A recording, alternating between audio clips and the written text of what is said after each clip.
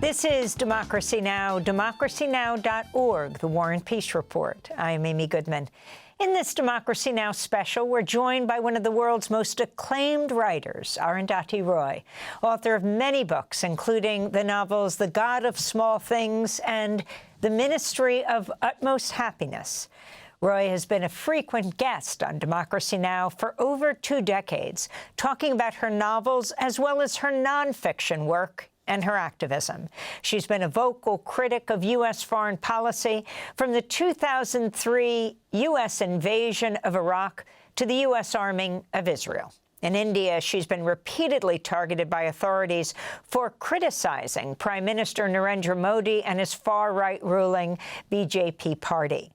In August, authorities in Indian-occupied Kashmir banned a list of books, including her collection of essays titled Azadi, Freedom, Fascism, Fiction.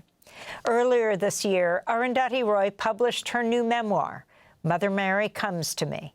The critically acclaimed book focuses on her mother, the celebrated educator Mary Roy, and how Arundhati was shaped by her, both as a source of terror and of inspiration.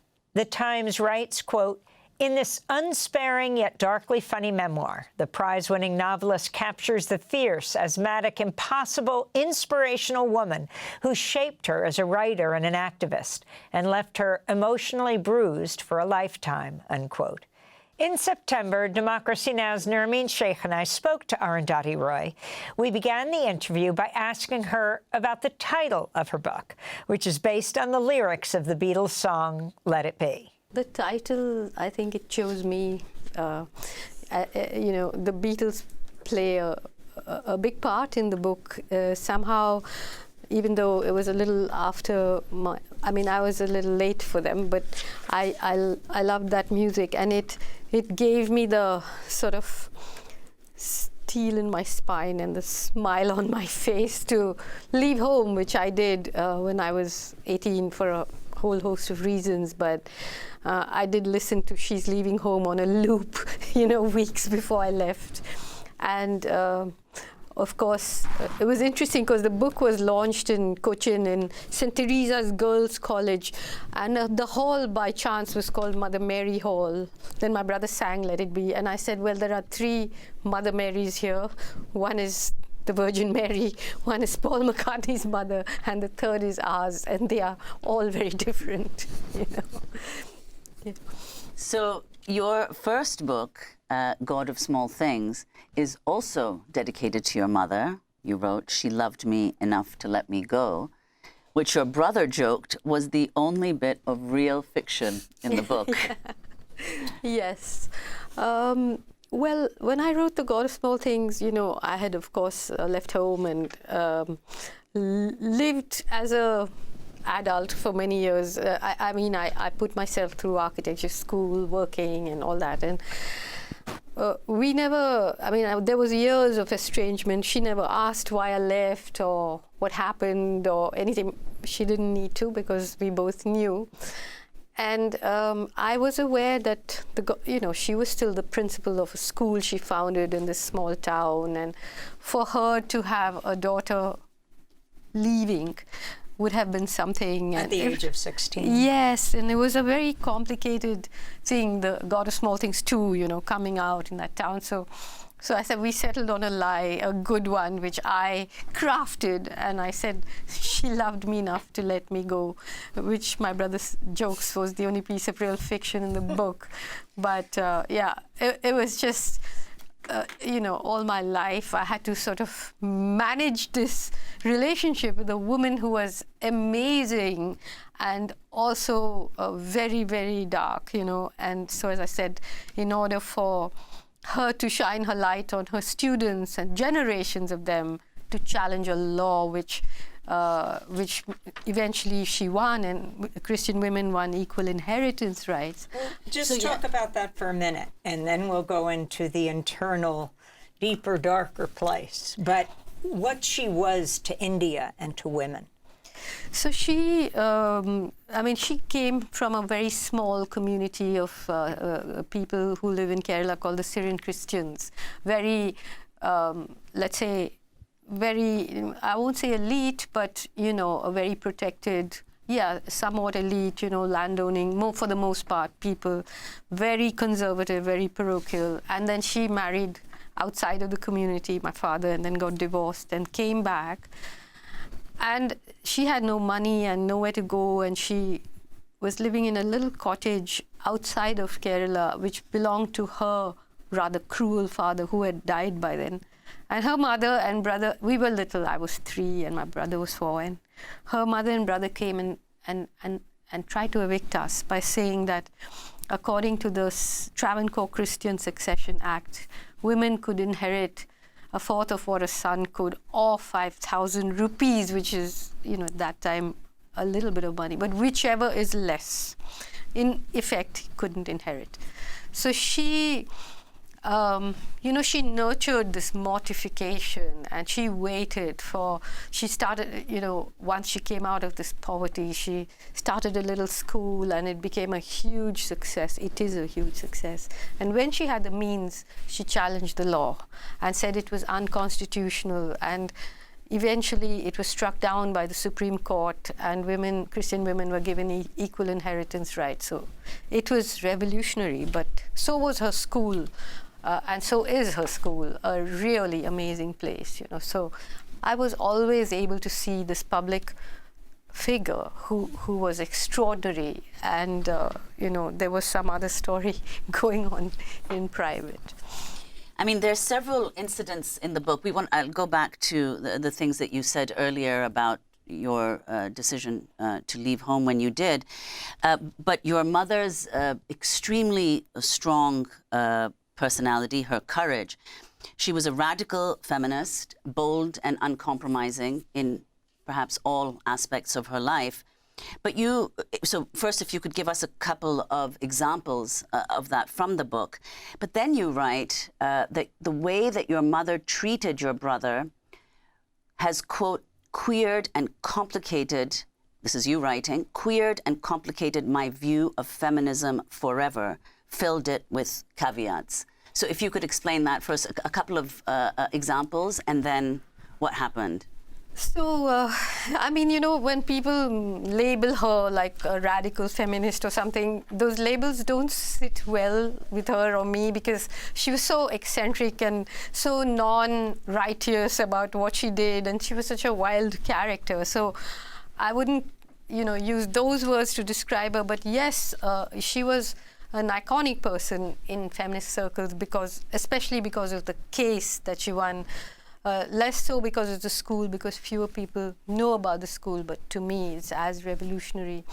And when we lived in this little town where there was so much conservativeness and all kinds of passive and active violence against women, and she would just go into courtrooms, to hospitals, to places where she had heard, you know, women had been beaten up or raped or whatever, and she would try and tell them, look, there's an option, you don't have to be like this, you know. So it was a wonder to watch that. But at the same time, she had left my father because he was addicted to alcohol. I didn't know my father ever, and until I was about 25, and she was hard on both of us, but especially on my brother. And so there's a part in the book where my brother was a little older than me, so he suffered the pain of losing his father, or of having this crazy, violent single parent, you know.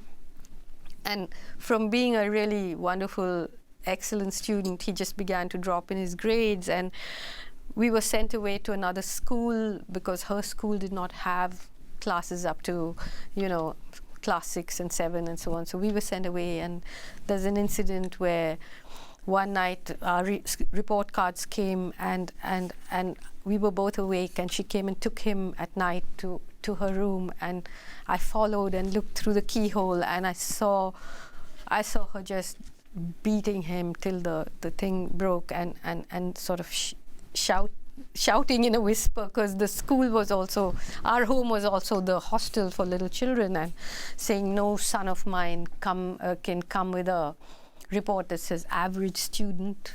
And then in the morning, he came back to bed, and we both knew we were awake. But in the morning, she came and hugged me and said, "You have a brilliant report." And I just felt like I just hated myself. And I felt like, even now I feel, that if ever I'm sort of celebrated, there's someone quiet being beaten in the other room. And that, from being a very personal thing, has also become a very political thing. And I know that as my book comes out, what is going on in Gaza, children are being starved, hospitals are being bombed, a whole genocide is taking place in public light. And we have to continue to do our work, always cognizant of the fact that it's not just one thing that's happening to you, many things are happening, and the quiet person is being beaten.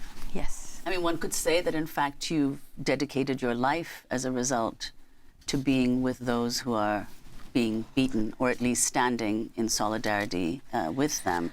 Yeah, I mean, dedicated sounds a little pious, but for me, I think what happens is that once you've been unsafe in that safest place, I suppose the safest place is the mother, and once that is unsafe, safety is very hard to find again, and you're constantly aware of the unsafe, constantly aware of that other thing that's happening, and unable to sort of settle into safety in some way. And yet, the way you describe how she beat your brother and then congratulated you, it is not as if you were the favored child. I mean, after your mom passed away a few years ago and you were so wrecked by it, your brother said to you she treated nobody as badly as she treated you. Talk about your relationship with your mother. Well, both of us believe that of each other. I think that she treated him worse, and he thinks she treated me worse. But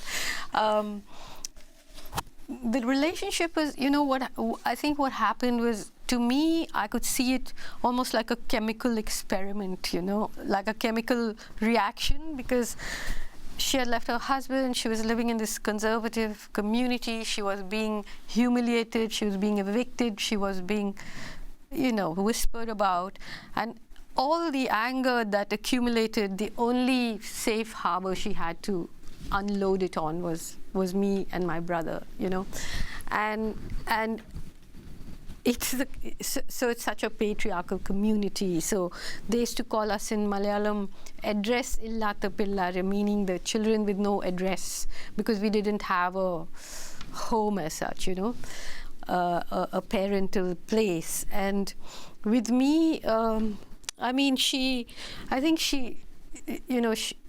I came along at a time when her relationship with her husband was already over, so she didn't want another child. And I mean, now as an adult, I can understand it. But and she made it clear to you. Yeah, she kept saying, "I wish I'd dumped you in an orphanage," and all this. Or that she had had an abortion. Yes, and at the same time, she also reinforced me by, because it was made clear to me that I'm on the edge of this community, not at the bottom, but on the edge, and its reassurances were not for me, the arranged weddings and the protections and the whatever. So she knew that I had to go, like I could not be there, and she, in some ways, she prepared me, but sometimes it was harsh. Like, she just kept telling me I'm going to die, and because she was a very, very severe asthmatic, and so there was this constant thing of any moment I'm going to die. And I was like her spare lung. I was like breathing for her, and saying, "I'll breathe for you."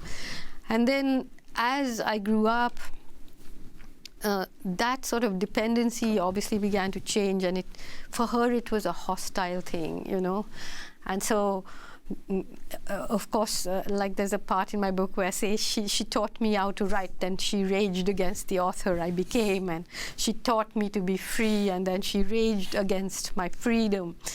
But she did put that steel in my spine, and she did teach me something in harsh ways, which did help me survive, on my own, in a city, from Kerala to Delhi, it's like 3 days and 2 nights by train, and you don't speak Hindi and you don't know what's going on. But at the same time, there was that sense of, I'm just looking for a better life. I'm not looking to suffer here.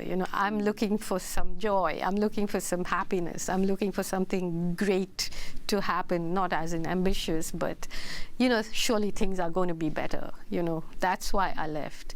And I say that in the book, not because I didn't love her, but in order to be able to continue to love her. To me, the book was a writing challenge. Can I share with people a person that you simply cannot make up your mind about, Because there are so many wonderful things and then terrible things and then wonderful things, and it just keeps turning over and over.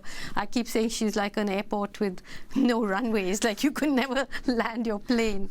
And also, there are so many people who are people of, who have a calling, whether they are musicians or whether they are politicians or whether they are poets, or so many people whose primary concern may not have been their own children, But in my case, my mother's calling was other people's children, which was what made it a bit complicated for us. Why we had to call her Mrs. Roy, because we were just students in her school and so on. But yeah, it was continuously that process of being gifted something and then being shredded, and then but learning to hold on to those gifts, and not let them smash along with the shredding. You not only called her Mrs. Roy in public because she didn't want you to seem favored, and you felt that maybe she was harsher on you and your brother so that you wouldn't seem favored, but you also called her Mrs. Roy privately. But we didn't have any private, you see, because what happened was that she started a school initially in the rented halls of the Kottayam Rotary Club. We had to go with brooms every day and sweep up all the men's cigarette stubs and wash all their glasses and put them away, put down these little tables, and that was the school. And then when the school started doing better, she rented a little house nearby and started a hostel. So there was no home as such. I never actually, in my entire life with her, never lived in a home, because it was always the school. There was no private. I left home, and many years later came back, and then she had built herself a home, which was not my home, So there was no private. We did have to just, private was public, and all this anger and humiliation therefore happened in public. That was the problem. It wasn't behind closed doors. So, you said, and this is, of course, you say it in the book, that you left home not because you didn't love your mother, but so that you could continue to love her. And I don't know, the book itself, it seems, the writing of it, and again, this is my reading, the writing of it, the recounting of it, is a means of both relinquishing something of your relationship to her, while also maintaining the greatest intimacy with certain aspects of her. Because this split, and it is a split because it goes from one extreme to another, wouldn't necessarily result in a book that is so close to her. Not only in dialogue, but I don't know, there's something in the book. Yeah. Well, it's interesting, I think, that, I was thinking all of it happened instinctively, but the release of the book in Cochin, taking all my publishers from New York and London and everywhere who had come to Kerala to the school, there was my brother sharing the stage with me, even though, we had very different like he has a different anger towards her. Mine is so ambiguous and his is clearer, more settled in some ways. And I was thinking, why did I do it, And I think it was because it's not just for me. All this was hidden in plain sight. Like everybody knew what was going on, but it wasn't spoken about. And somehow it just felt like everybody just felt, okay, it's okay, you know, we can all celebrate her, but we don't have to pretend that what happened didn't happen. And I actually called the teachers in the school before the book came out. I said, you know, there's a difference between hagiography and literature.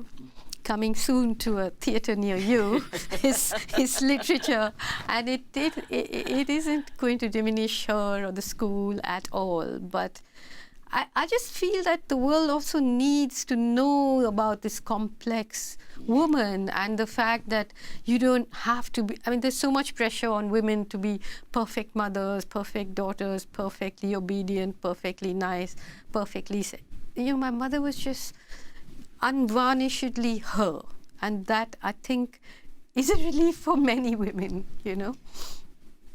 Talk about writing this book after your mother died.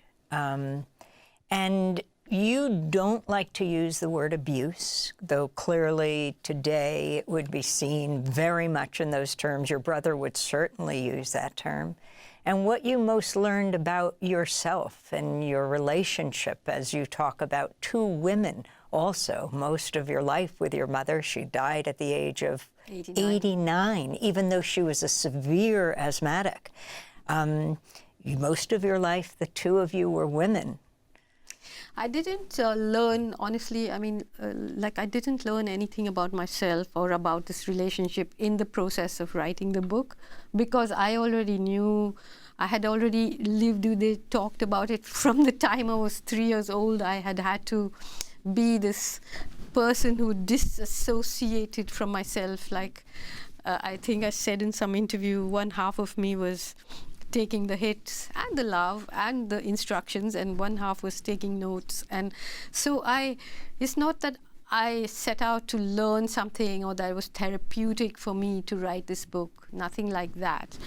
But it was somehow, it was a challenge to the craft of writing. Like, can I do this? You know, can I try to share her with people in all her various aspects, because that was what she was, this incredibly unmediated person, you know.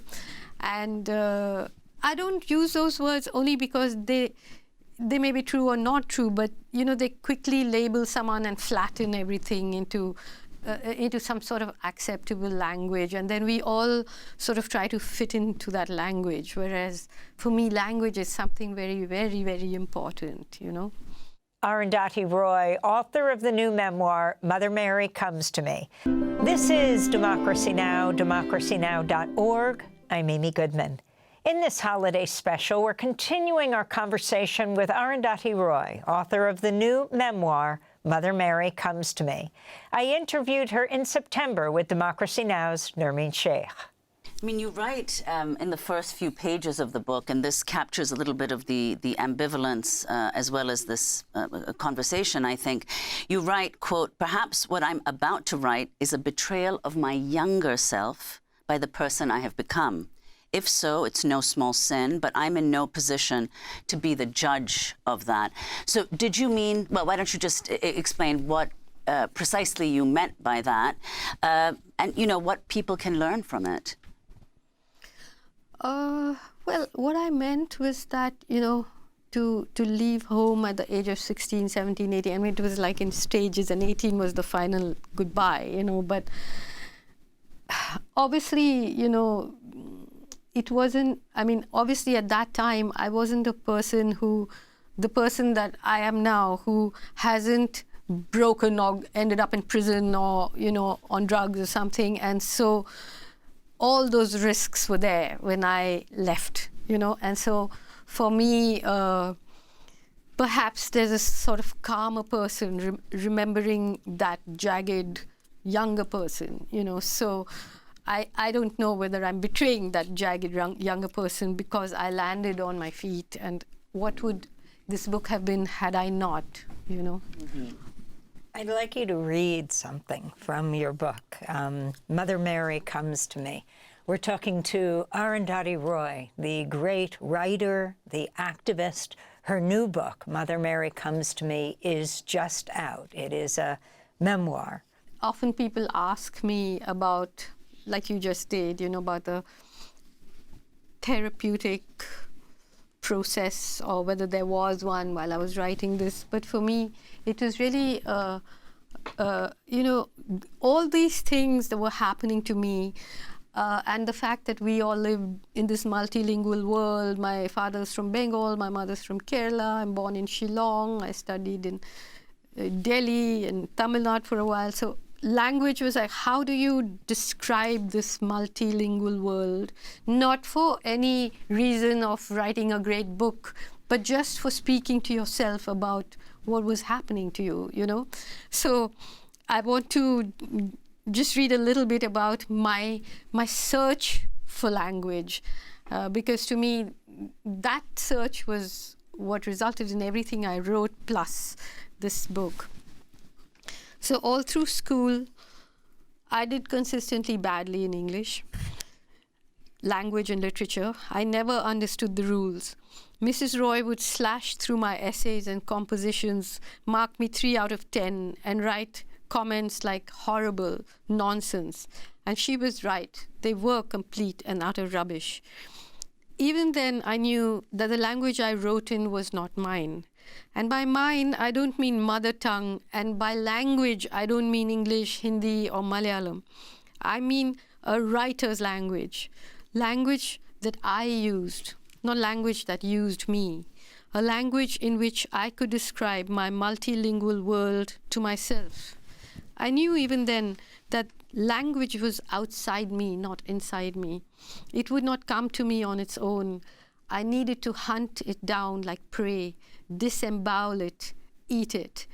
And when I did, I knew that language, my language, would ease the way blood flowed through my body.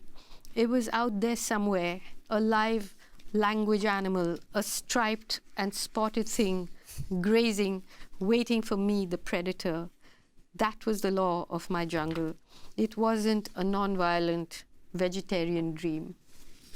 That's beautiful. That's beautiful. Now, a predator looking for a language animal. But it's not just one language you found, because the language in God of Small Things, the language in A Ministry of Utmost Happiness, and the language in Mother Mary comes to me. Would you say, I mean, you can see something, but it's not uniform? Yes, it's, everything for me, everything I choose to write, whether it was The God of Small Things, or whether it's every single political essay, or whether Walking with the Comrades, or whether it was the essay on the dams, or Mother Mary comes to me. The first thing is to search for the language. The first thing is to search for the language, the structure, and how do I create this universe? So that's my enterprise when I write. Talk about the difference between writing fiction and nonfiction. You had gotten away from fiction for a while. You were deeply involved in politics in Kashmir, and what it means to be an activist and to speak out in India. And then we want to take it to what it means to come here, to go from Modi land to Trump land. Well, honestly, Amy, there is a part in this book where I make little jokes about the fact that people call me an activist, because I say, this is what writers do. This is what writers have done through the ages. But now we are being domesticated and made to live on bestseller lists and literature festivals, and therefore a writer that writes politically or writes about what's going on in her world isn't a writer, but a writer activist, But to me, that reduces the scope and the power of literature, So for me, as I said, everything that I do has to do with what is the most effective way of communicating what I want to communicate. Like, is it an essay? Is it a book of fiction? Nothing is less political than the other thing. And people often pit my nonfiction against my fiction. And my most beloved writer, John Berger, who wrote Ways of Seeing, of course, famously, which all of us grew up on, I didn't know him, and I saw this fax coming through. In those days, the fax machine, and he said, your fiction and your non-fiction, they walk you through the world like your two legs, you know. And I loved him for understanding that. To me, they were separate artistic enterprises, but they were not separate political enterprises. They were not separate silos. And I just, you know, for me, it was always just searching. And cinema, I mean, before that, I was working in film and architecture too, you know. All these things, they're not separate for me. They are like layers and layers, which make me this sedimentary rock, you know. Just to go back to the book, this book more specifically, you said, you know, that that it may have been the question of whether it was a betrayal of your younger self or not. In part, it's informed by the fact that you were able to write this book because you did not, though there was a risk, end up on drugs or broken, etc. after you left home when you were so young. That certainly didn't happen, but you do have the impact of this childhood on your intimate relationships. As you recount them, you mentioned this in passing right now, that one of the lessons you learned, and you say it a couple of times in the book, one of the lessons you learned as a child was that the safest place can be the most dangerous. And as an adult, even when the safest place was the safest, you experienced it as dangerous or made it so. Yeah, that's a very hard thing to cope with and deal with, because that was true for me. The safest place was the most dangerous, and then you just don't trust safety. Even when it's offered to you, you don't trust it, you know. And I had, obviously, apart from everything else, there was massive financial insecurity, and I spent a great deal of my youth just thinking about money. I had no ambitions. I just was like, how am I getting through this week, or how am I getting through the next week? And then, you know, and then came a stage when I wrote The God of Small Things, and I had more money than I wanted or needed. And then I thought about money just the same amount, but in a different way. Like, how do you share it? How do you deploy it politically, and all of this? And I naturally gravitate towards the unsafe. You know, someone asked me, you know, how do you keep this conversation going with your childhood? And I said, it's because I was a very adult child, and maybe there's something childish about me as an adult, but that communication is always open, and you always got your eye on those who are unsafe, you know. And so there's one part of me that I suppose moves towards trying to make it less bad for them, or trying to use especially, you know, the money that comes from being a writer whose books sell a lot, to help others do the work they really want to do, which nobody would fund, or, you know, which are not sort of NGOized and foundationized and corporatized, and, you know, sort of what we call paltu sher, like making people into a tiger on a leash, pretend dangerous, you know. But so speaking of danger, although it's not exactly in the same context, talk about what it has been like to write, to speak out, to be politically involved, as you've been for decades, under Narendra Modi.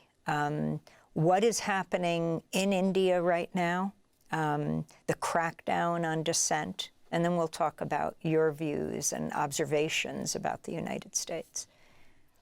Well, let's say that what is happening in the United States today happened to us in 2014. You know, I often say the attempted coup of January 6th over here succeeded in India, and the people in antlers and furs actually rule us, you know. It is so, and today the problem is that it's not just the regime, but that poison has actually seeped down into the population. And so you have a situation where people are policing people, people are lynching people. Thousands of people can come out on the street with swords and call for the rape or the death of Muslims, and it's all getting normalized, you know. You watch lynching and it's uploaded on YouTube, and people who actually speak up are in jail. There's a lot of that in this book. You know, a friend of mine who was put into prison for 10 years and then acquitted. He was almost completely paralyzed when he went in, a professor of literature, acquitted, saying that he should not have spent 1 day in prison. But 10 years he spent, came out, and 6 months later he was dead because his body just had lost its resilience, you know. So we're in a nightmare that now is just normalized, and nobody even thinks of it as much of a nightmare, which is the most dangerous thing. You know, you have, if you have protests in the United States by so many people who are disturbed about Gaza, the police, you know, end it. But in India, once a friend of Palestine, there have been no protests, and there are, you know, 200 people show up. The police don't stop it. The Hindu right wing comes out and stops it. You know, so how do you unpoison this river is the question. And explain Narendra Modi's relationship with this Hindu right. So he belonged to an organization called the RSS, the Rashtriya Swayamsevak Sangh, which is now going to celebrate its 100th year this year. It is an organization that believed that India should be declared a Hindu nation and Hindus should be its first citizens. And the political party that Modi is the head of, BJP, it's just the front desk of the RSS, which has worked very, very hard, I have to say, in education, in culture, in agriculture. It has organization, it has hundreds of thousands of volunteers, they call themselves, you know, and it has penetrated every institution in India. And so when I say the same thing happened to us in 2014, it's so unnerving, because you think, do they have a real physical playbook, or is it just how this kind of fascism works? You know, the attack on universities, the attack on intellectuals, the attack on citizenship, the attack on the economy, the changing of history, the reversing of any kind of moves on social justice. You know, it's so similar, except that in India, it's first of all much more organized because it's a 100-year-old organization. And second of all, although I know that, you know, Democracy Now! And so many other non-mainstream channels rage against the American mainstream, it's nothing compared to what the media in India has done. You know, the media in India has been criminal. I mean, seriously, they should be tried in front of a war tribunal for the violence that they have endorsed, for the poison they have intravenously dripped into people, for the TV anchors behaving like captains of lynch mobs, for the fake news, for the absolutely unforgivable decades of support where, you know, corporate news channels, so the fascism is completely underwritten by Indian corporations, and has been, because they own all the media. You know, they own, like, some of them own 20 channels, 24-hour news channels, you know. You mentioned, and this is actually one of the most, at least on the global stage, one of the most dramatic reversals in India's policy, which is no longer backing Palestine, which goes against, I mean, decades of India's position. So let's just talk about, in fact, what's happening in Palestine today, which you have also spoken out about and been deeply critical about Israel's war on Gaza, deemed now by most international legal and human rights organizations to be genocide. So if you could I don't know, just respond to what's happening in Gaza and the response, the split, what appears to be a split among most countries in the Global South, that is the Global South on one side, and the Global North, although now it seems there are at least some countries shifting their position. Look at the psychology that is being forced upon us. We are, all of us, able to reach at night for an image of a child starving or a person being blown up in Gaza easier than reaching for a glass of water. And we are helpless. We are able to do nothing more than keep speaking about it. And I've come to a stage where I feel humiliated to have to discuss it, because what is there to discuss? What is there to discuss when you're murdering children, destroying hospitals, destroying universities, murdering journalists, and boasting about it, and everybody's sort of ambiguous. I mean, what we are witnessing also is I think there are surveys that say that almost 90% of the population of the world wants this to stop, but there is no connection between democratically elected governments and the will of the people. It's ended. So the whole charade of Western liberal democracy is as much of a corpse under the rubble as the tens of thousands of Palestinians.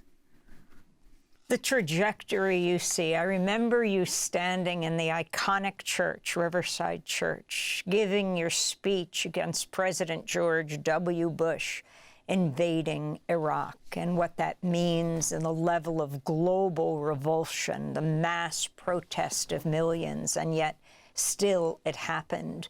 And where you see us today and whether you hold out any hope. One of the books that you mentioned of mine, Azadi, it has been banned by the Indian government, and we are in this process of living through a time when everyone thinks we have free speech, but we are actually being policed in such crazy ways. You know, the internet is switched off by any government whenever they want to, and so on. Wasn't it just recently banned? Yes. Azadi, fascism, fiction, and freedom in the time of the virus. Yes. But you see, one of my books of essays has been dedicated to those who have learned to divorce reason from hope. And we have to hope, we have to be unreasonable, and we have to hope, and we have to do what we have to do. You know, I don't want to sound like some cute, person saying, oh, everything will be all right. But at the same time, I mean, the end of my talk about Allah Abdul Fattah in London a few months ago was that it can't continue like this. I mean, Israel, yes, it has devastated Gaza, but it has devastated itself too. It is reviled in the eyes of the world for what it has done, and it has also, I'm sure that all the young people that committed those horrible crimes, one day it will destroy them. Arundhati Roy, author of her new memoir, Mother Mary Comes to Me. Thanks for watching Democracy Now! On YouTube. Subscribe to the channel and turn on notifications to make sure you never miss a video. And for more of our audience-supported journalism, go to democracynow.org, where you can download our news app, sign up for our newsletter, subscribe to the daily podcast, and so much more.